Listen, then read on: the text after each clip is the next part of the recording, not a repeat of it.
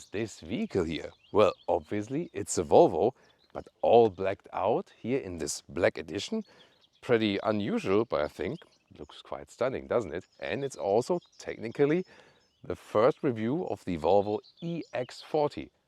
Wait a minute, now you think, I have seen this vehicle basically, and you are right, because the Volvo XC40, which is still available as like plug-in hybrid, petrol, mild hybrid and so on, they now switched the all-electric one to EX40. So they switched the naming to be more in line of the EX30, the new small EV, which is 20 centimeters or 8 inches shorter than this one here, or also the all-new big one, the EX90, which will also soon drive for you, will also be built in the US actually.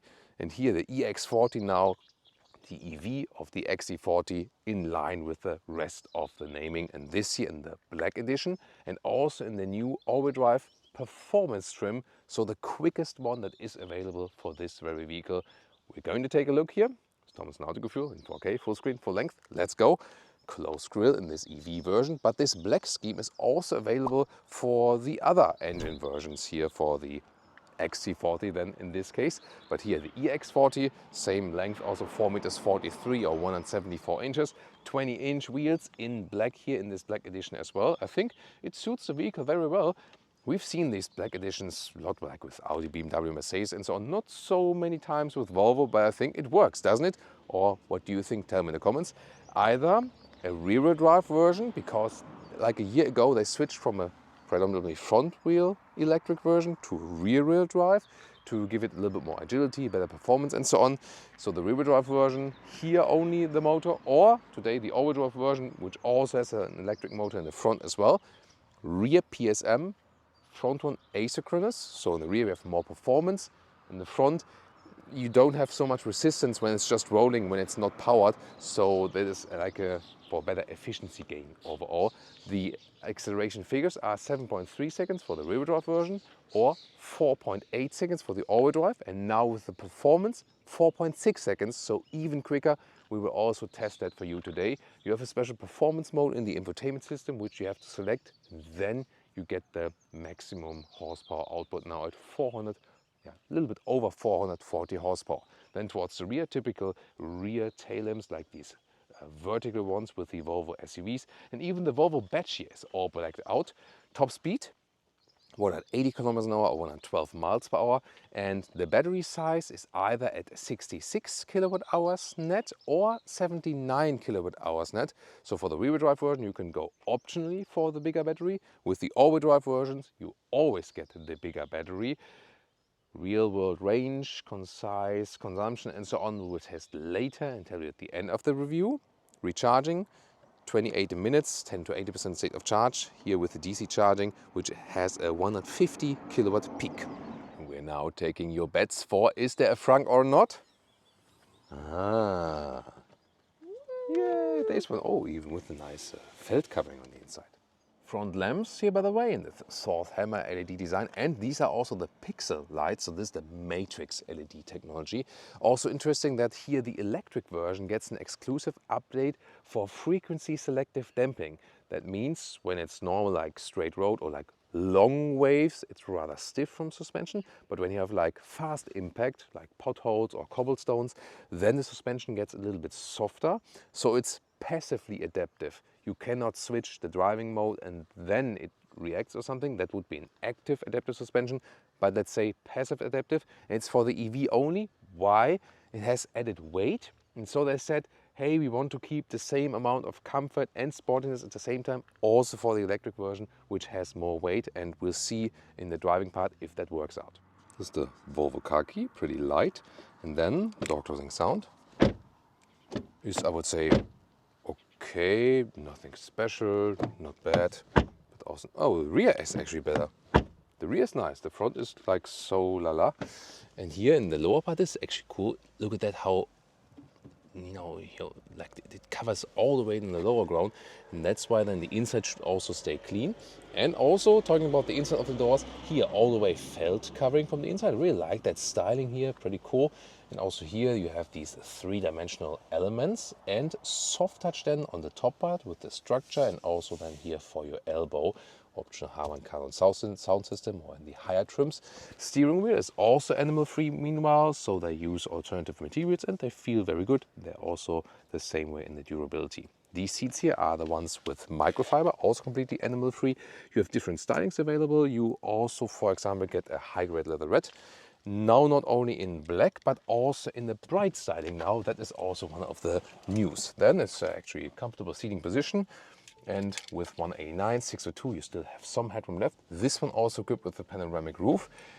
It is actually one, first of all, it goes all the way through. Then you have this shade with a slider in the front. There we go. But you can see you still have this split here. And that means that this is also still one you can actually really open. Then this cockpit perspective, really clean. Front part here, soft touch, also with a nice structure. Then you have this topography landscape. That's what it's supposed to be. Glove box here, slides down also. Yeah, soft enough. That's actually fine. Then you have this vertical screen layout still. A lot of high gloss black around. That's not so good, I feel. But you still have a home button. That's, I think, a good thing. At least have one button.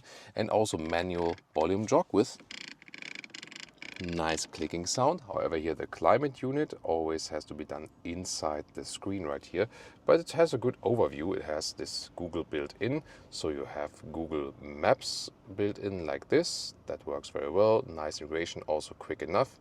Let me deactivate it for the vent sound. And you still have, for example, Apple CarPlay connection, so you can still do that, or then have here access to the settings, which is also interesting because here in the driving settings you can activate the performance mode. Doing that while driving is not that easy.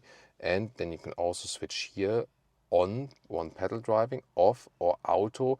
Then it only does recuperation when there's a vehicle in front of you. Here, by the way, when I put in an address that is a little bit far away, charging suggested. So this infotainment system also suggests where and when to charge. Middle console is an inductive charging pad, not cooled, so the phone does overheat. 2 USB-C charger. And then you have adaptive cup holders here in the front. That's nice. And this is just like, like drive, reverse, P, easy solution. Then this armrest, well attached, more space underneath. And then you have this trash bin right here. You can put in trash like this. And you can also put the whole thing out like this. Driver POV, still manual controls at the steering wheel, physical, I like that. And then here the digital instruments. You have, for example, this map view, but you can also deactivate it, so what you like. And the speed on the left side, right side gear change, that's all I need. You also have this 360 camera view, but here, why is it black? Yeah, because the side door is open, the passenger door. So if Leah closes the passenger door like this, then you see, then we also have this 360 view. Still, it's kind of small. Usually I prefer the rear view camera, so you can really see when you hit something in the rear. Rear seats, the rear door doesn't open too wide, so for installing child seats and so on, but here nice structure and also soft touch on the top area, and also nice felt covering on the inside of the doors, so I like that. The seats themselves, are they somewhat adjustable? Here you can only unlock them, that's it. But the cool thing is here, I'm not sure if you've seen that before here, this one ultimately goes down then when you press this one. Here, press this, and then this goes down, then it folds like this. And this is actually a very cool thing then, and like this.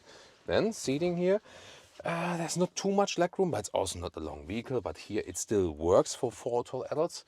Also headroom wise, here with 189, 602 still works.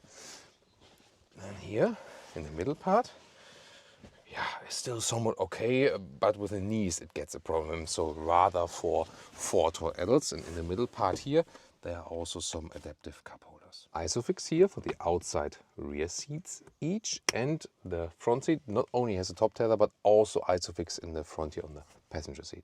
This black color here, by the way, is called Onyx black, and you could also get it without the whole black package if that's maybe too much for you. Trunk or boot, let's take a look.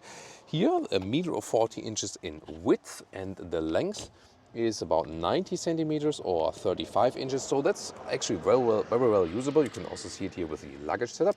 Let's clean it up for you. And then this is just a protective cover here on the top. Underneath there's another protective cover. Yeah, and yeah, whatever. You don't have to use it. Underneath you could also store a charging cable if you don't want to use the trunk for that. And here, this one, you can also put it, it's like half split or something. Then yeah, maybe put a backpack in there. That is also possible, like this. For folding the seat, however, you have to go around. You cannot release them from the trunk. There we go. And then it's then like a 1/3 to 2/3 split, but here goes all the way flat. That is actually very well done. Next to this 410-liter trunk or boot, you can also press a button here and then have a towing hook, even in the electric version, and even here in the all-wheel drive electric version, then maximum 1.8 tons. 1.8 tons is the maximum, which is kind of astonishing for a small electric vehicle. And here, to make use of this full cover here, you can extend it here like this, and then it goes all the way through like this, and you can also turn it around actually for this more rugged side. So if you have something like, you know, maybe like for dogs or for equipment with like water sports, here then this rugged side, which is water repellent. Performance. That was 40 to 80 actually. Wow, that went quick. So this performance upgrade indeed makes sense. Yes, so I mean, the all-wheel drive version in general has a nice punch, but then with the performance upgrade here, even more so. And yeah, you feel that the rear electric motor, it is still a little bit more powerful, but since the front electric motor with the performance upgrade is the one that has the extra boost in comparison to the pure all-wheel drive version, it's also a little bit more balanced in a way, you know, if you know.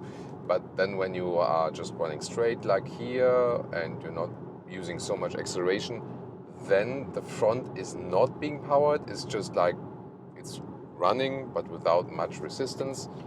So Volvo says it doesn't add more of the consumption and so on. Yeah, we'll see about that later on.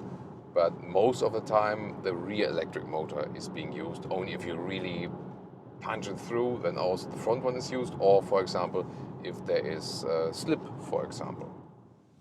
Yeah, and indeed when I accelerate you feel the performance mode. So when we test it here, standard mode, yeah, it's also very powerful. Once again, performance mode.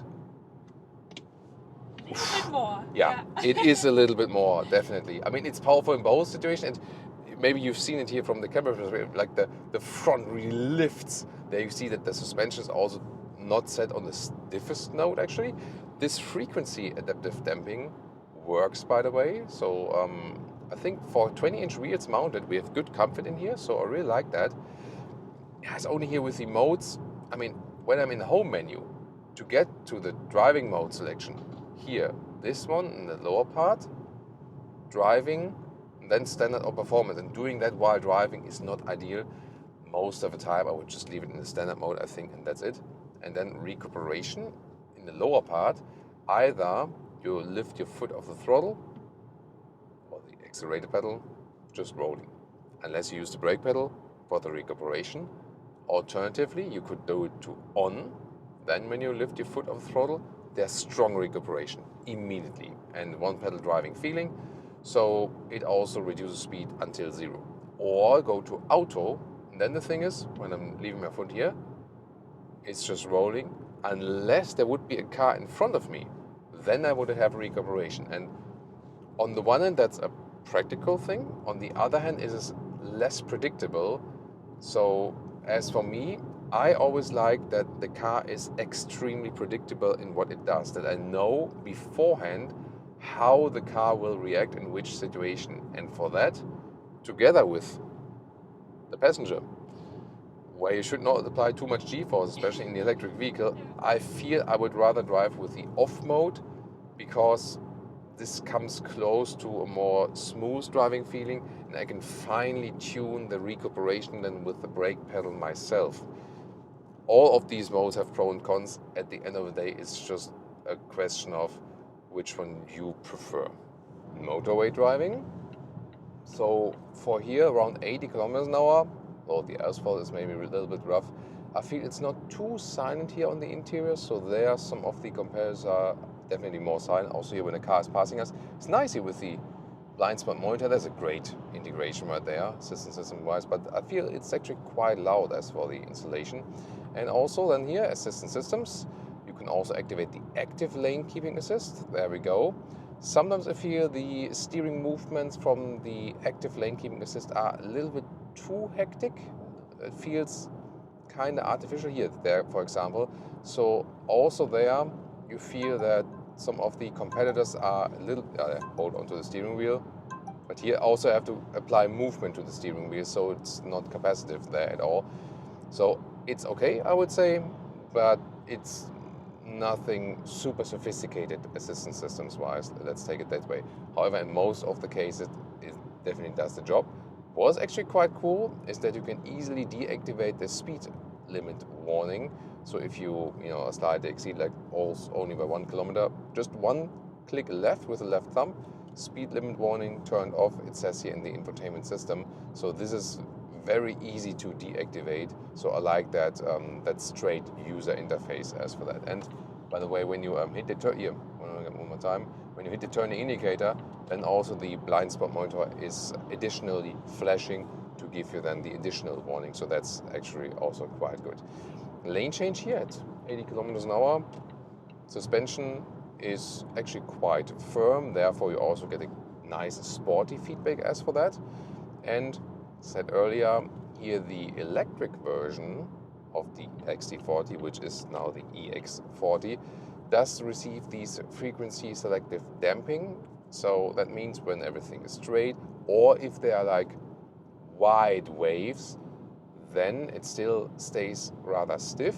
But if there's like short frequency impact, so like cobblestones, potholes and so on, then they get a little bit softer to offer you more comfort. They are not adaptive in the sense of that if you change the driving mode, it gets stiffer or softer. That's not how these frequency selective damping works. So it's like a passive adaptive suspension. That's how I call it, but not an active one where you can personally influence that with switching the driving mode or so on. So, but I think it's actually working quite well, and it's a very good upgrade. I feel that especially the electric version gained more suspension comfort with this frequency selective dampening update. Consumption today in ideal conditions, and also here in Sweden, rather low speeds, we could score an ideal consumption of around 16 kilowatt hours on 1 kilometer, so like 4 miles per kilowatt hour, and that would give us like closely something to 500 kilometers or 300 miles of real world range. These are indeed ideal conditions for an electric vehicle, also temperature-wise and so on. If you now think maybe like really colder winter and also higher speed on the motorway, then you rather go towards 400 kilometers or 250 miles. Pricing starts around 50,000 euros or dollars in the base version, and when you then top it up here, Black Edition, all-wheel drive, performance and so on, high spec, you easily get to around 60,000 US dollars or 70,000 euros. That's not cheap at all. So yes, it is an exclusive premium vehicle. In this case then with the styling, with the power upgrades, also with good performance. And now, since they have switched into the rear electric motor as a predominant drivetrain, also with some more efficiency gains, that it's not, let's say a little bit more efficient than before. Still, if we compare it, for example, to some other competitors, especially of course from Tesla, they are still way more efficient. Then this one here, of course, is a smaller alternative to a Tesla Model Y. What do you think here about the Volvo EX40, as it's called now? Tell me in the comments, and of course, we have more competitors to watch.